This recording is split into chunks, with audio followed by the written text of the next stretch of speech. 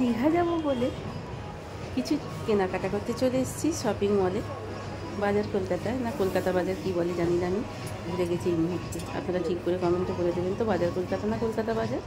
যাই হোক, এখানে চলে এসেছি শপিং করতে। তো ক্যামেরাটার কোনো কারণে হয়তো ভুলে গেছে, একটু মার্সি করে দেবেন। ভাবি আর আমি এসেছি শপিং করতে। আমি দেখছি দুটো কুর্তি নেব।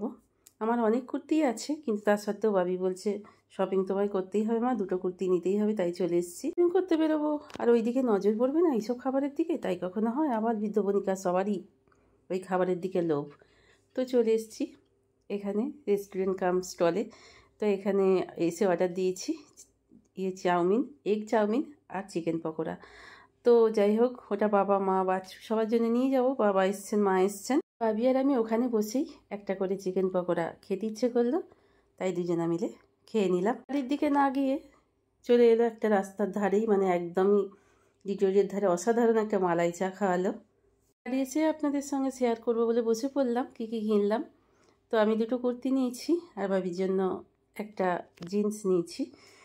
তো সেটাই দেখাচ্ছি, এটা ভাবির জন্য একটা জিন্স নিয়েছি।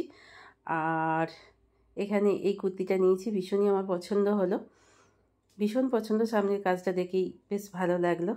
আর এইটা মিটিমিটি কালারের কুর্তিটাও নিলাম, ভীষণ ভালো দেখতে লাগছে, তাই ওটাও নিয়ে নিয়েছি। দুটো পছন্দ হলো, ভাবি আর আমি দুজন মিলে পছন্দ করে এই দুটো কুর্তিই নিলাম। বাবা আসছি, হ্যাঁ একদম বন্ধ করে দেবে, বন্ধ করে গিয়ে শুয়ে পড়বে, কেমন? হ্যাঁ সাবধানে থাকবে। আর ও বাবা মায়ের কাছে টাকা দিয়ে আছে। হ্যাঁ এটাকে লম্বা করে রাখতে হবে তো। হ্যাঁ এক ঘন্টা লেট, এক ঘন্টা পর তবে ট্রেন এলো। এখন লাইনে কাজ হচ্ছে, আপনারা সবাই জানেন। যাই হোক, খুব বোট ফিল করছিলাম, যাওয়ার আনন্দ যেহেতু একটা আছেই, তো সেহেতু বোটটা অতটা মানে লাগলেও মনে মনে অনুভব হচ্ছে না। তো চলুন, আমরা তো যাচ্ছি।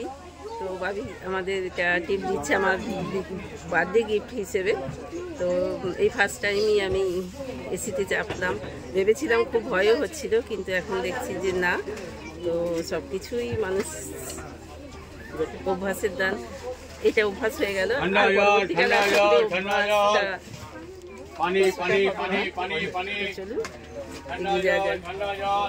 স্টেশন থেকে নিয়েই উঠেছিলাম ব্রেকফাস্টে, তো ব্রেকফাস্টটা নিয়ে উঠেছিলাম।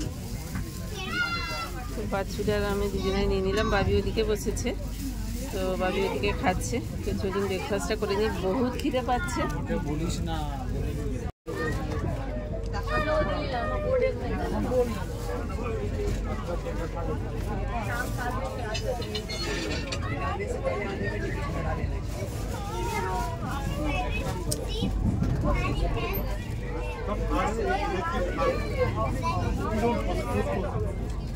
এবং সেই প্রচণ্ড খিদে, পেট একবারে চুই চুই করছিল, কত রকমের আওয়াজ হচ্ছিল জানেন।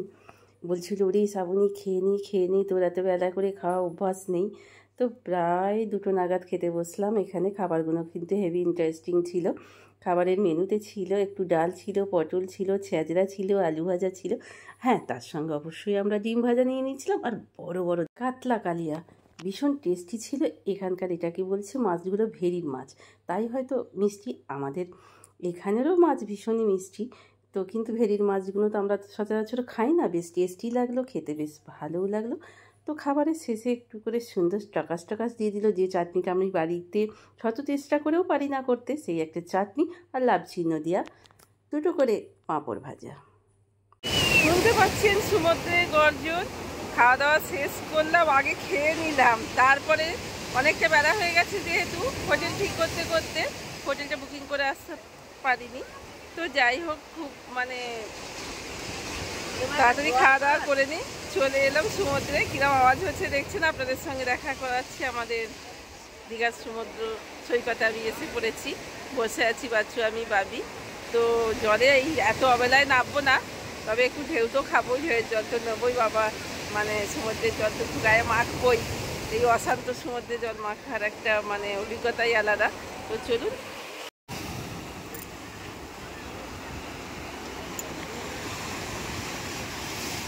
ওই দেখুন সুন্দর সুন্দর কত ঢেউ আসছে, আর ঢেউ আস্তে সরে সরে আসছে, বলছি জোয়ার এসে গেছে নাকি। অগুন্তি মানুষের ঢেউ, মানে কি বলবো, যে মানে মাথাগুলো শুধু কালো কালো দেখা যাচ্ছে, আর ভীষণই ভালো লাগছে। তো খাওয়া দাওয়াটা দারুণ জম্পেস করে হয়ে গেল বেলা 2টের সময়। এইবার একটা করে ডাব খাবো, খেয়ে একটু ঢেউয়ের সঙ্গে খেলা করে একটুখানি সময় এখানে বসে টসে তারপরে হোটেলে ফিরে গিয়ে আবার ভালো করে ফ্রেশ হয়ে নেব, নিয়ে তারপরে আবার বিকেল বিকেল বেরিয়ে পড়বো।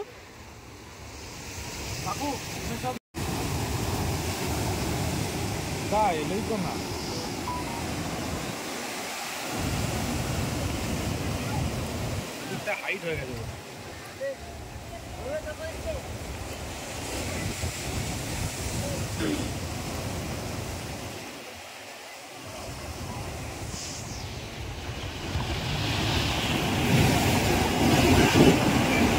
বাবার হাসি দেখে যা।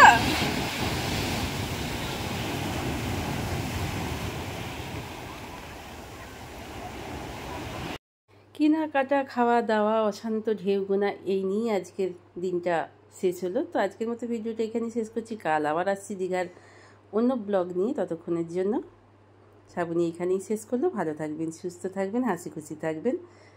তো গুড নাইট।